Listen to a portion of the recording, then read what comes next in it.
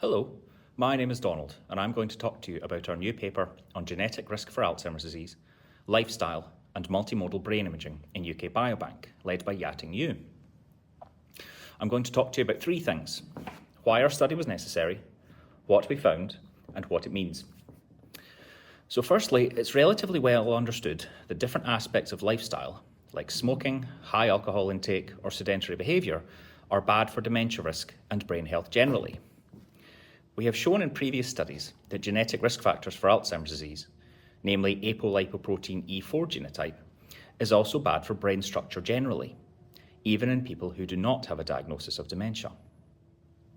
What is far less studied is firstly the role of multiple aspects of lifestyle taken together, a so-called lifestyle score. Secondly is the role of this score on various aspects of brain health, like white matter tract integrity, which is the brain's connective wiring, or white matter hyperintensity volumes, which can be a marker of vascular health in the brain. Finally, whether this lifestyle score interacts with genetics. Are people at higher genetic risk for Alzheimer's disease more vulnerable to the negative effects of things like smoking? Put another way, we asked if people with lower genetic risk are more resilient on average to the effects of poorer lifestyle on brain health. Using data from around 25,000 participants from the UK Biobank imaging sub-study, we grouped participants into three lifestyle tiers: favourable, moderate, and unfavourable, based on a range of variables like smoking history, alcohol intake, physical activity, diet, sleep. We found that people with poorer lifestyles had poorer brain health in multiple ways. They had smaller hippocampal volumes, which is a memory centre in the brain.